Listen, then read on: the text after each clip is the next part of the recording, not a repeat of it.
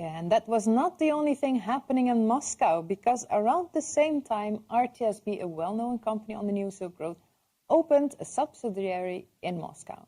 And we have the honor of speaking to the brand new manager of that office. He's on the line with us, Aleksander Baskakov, or Baskakov. Aleksander. Hello. How are you doing? Everything's great. How are you? I'm good, thank you. It's Baskakov. You just told me, yes. You just don't think about it. You are doing it right. Don't worry. All right. So a new office in Moscow. Why has RTSB decided to open up an office there? Actually, RTSB has already been quite a long time on the Russian market. It's just they didn't have own subsidiary, but they had a representative office here. But their operations, let's say, were concentrated in Europe, of course. And now I think it's a very good moment for the company to open a full-fledged subsidiary, because Russian market, of course, is very important on its own, and also it's very important, of course, in terms of development transit business and transit businesses. And what does it mean? What does it mean for your customers that you have an office there now, or a subsidiary? It means, of course, that they have a better connection to Russian market. First of all, second, we will attract new customers as well, which are Russian companies, which are also part of this transit and export-import business with China. So it's better connection, better service for them, of course. Yeah. And why is it needed, you think? What is the role of Moscow on the New Silk Road?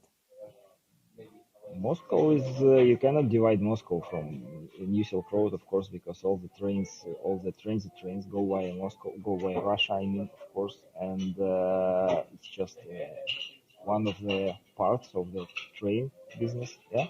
But also, you cannot divide this transit and Russian markets, because actually a lot of the same equipment is used, both for transit trains which go to Europe, and also trains which go between Russia and China. It's the same equipment, the same containers, the same wagons. So when you have both parts, Russian part and European part, it means you can better use this equipment, you can get better conditions, you can get lower prices and better service.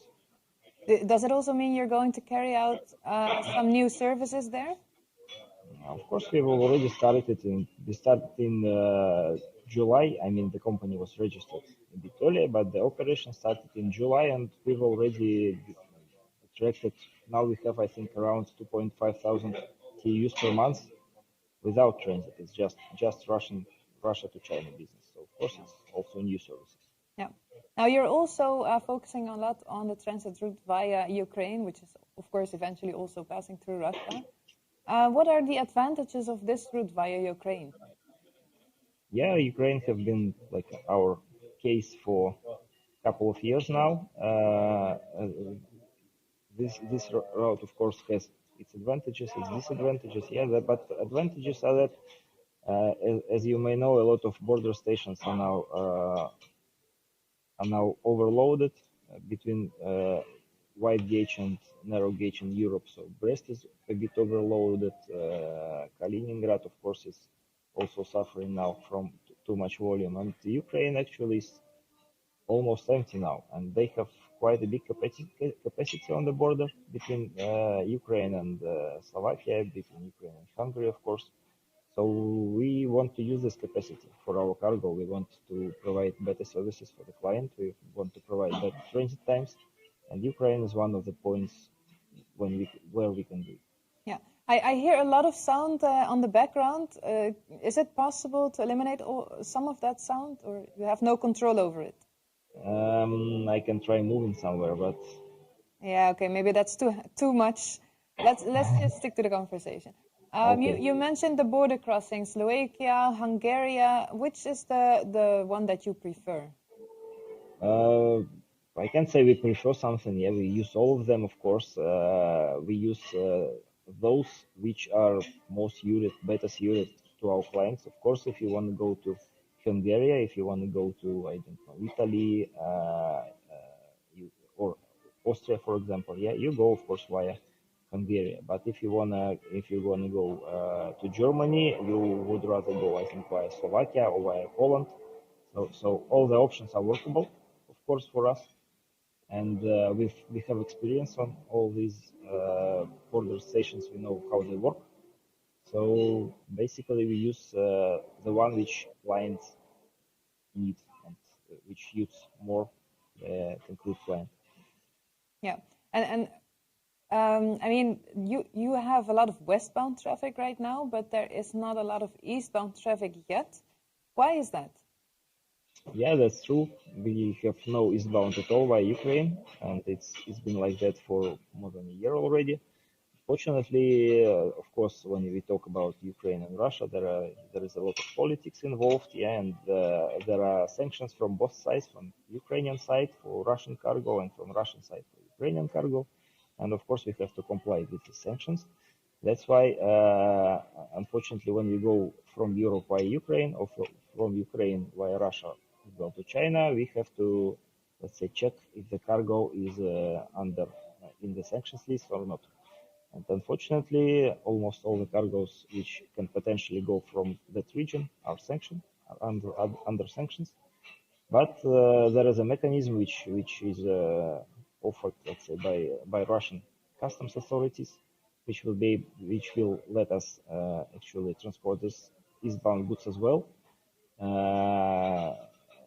There is a special, let's say, company created in Russia which provides services of GPS seals. This is GLONASS, right? GLONASS, GPS, yeah, and basically it's Yeah. different names of different systems, but the sense, I mean, the main idea the same. Of course, it's positioning system which will allow the Russian customs to control that cargo which entered Russian territory. It actually left Russian territory on the other end without any stops, without any opening containers and stuff like that. So Russian customs will be able to control it, and this means we will be able to also transport eastbound cargo. Because that will be applied at the border between Ukraine and Russia? Right, it will be applied at the border between Ukraine and Russia, and on the other end, it will be taken off on the Russian-Kazakh border or Russian-Mongolian border. Because that is not there right now. The mechanism is there. It's just not at the station we need it to be, not at the right, let's say, border station between Russia and Ukraine. It's merely a technical issue. It's a bit difficult, of course, to solve because big railway companies, I mean, national railways are involved, yeah, and they are not, let's say, the quickest. But is it possible, or it's not? Is it there and it's not possible, or is it not there at all, this application of the seal at the border? It is, of course, possible. There is such point when we can apply these seals. It's just not where we need it to be, so that's why we are Where now... do you need it to be? We need it to be in Belgorod, and now it's...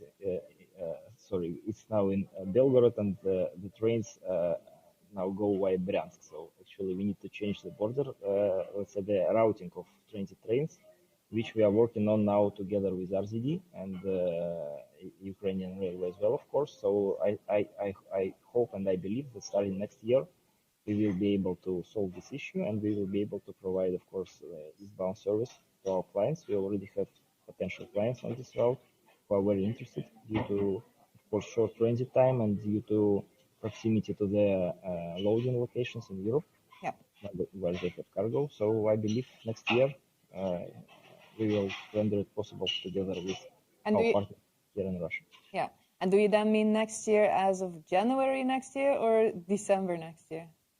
I hope January, definitely January or February. So yeah, that's quite first quarter, let's say, because it's been this problem has been discussed for quite a long time, but now the movement has started. The movement that needs to happen, it has already started. So we hope that January, February it will be possible. And is this a problem that all traffic, eastbound traffic, is facing, or is it just a problem for your particular route? It's a problem for all eastbound traffic via Ukraine, which goes to China. Yeah. that is probably why that hasn't picked up yet then. Of course. Yep. This mechanism already works for Ukrainian cargo, which goes to Russian ports of southern ports like Rostov and all that region. For this route, this mechanism already works, so we just need to apply the same scheme for transit as well. Yeah. You just mentioned Kaliningrad. You said there is also congestion there, and that is funny because that was actually established as the alternative route. We're going to talk about that after you. Do you think Ukraine could be the next alternative route or the next Kaliningrad? I can say I think you shouldn't say about like some alternative. Yeah, alternative, it means you switch something off and switch it on in different location. Yeah, it's not an alternative. It's just additional capacity because the volume is growing each year, double digits, and you're just adding something to existing network. You are not moving some volume from Brest, for example, to Kaliningrad or to Ukraine. You're just adding more capacity to the current system. So Kaliningrad, yeah, it's now, if you are talking about port of Kaliningrad, maybe a couple of years ago, even last year, everyone said that, okay, let's go to Kaliningrad. It's free, yeah, it's empty. And now you see what's going on. It's completely not empty right now because volume has added up. But in Kaliningrad, there are also other options. When we are talking about congestion, we are talking about Kaliningrad port, but we are also now using, and we've started this summer, new routes, new continental routes without sea part. And this is also one of the points of growth. Can you explain this route? You said without sea? Yeah, it goes to the station. The cargo goes to the station of Cherniakhovsk. There is a new terminal there, which has been officially opened, I think, last month or a couple of months ago. Yeah. But it's actually already started operation a bit earlier, and we also use this station. It already has infrastructure for wide gauge and narrow gauge, so you can actually make reloading in both ways right on the Cherniakhovsk station, and that's what we are doing now. We started, I think, in July, and now we have several round trips per week already via this station. So it's also a point of growth for us. Okay. Well, we're going to talk to our next speaker about exactly this terminal. So thank you very much and enjoy the coffee, and speak to you later. Thank you and good luck. Goodbye. Okay, bye-bye.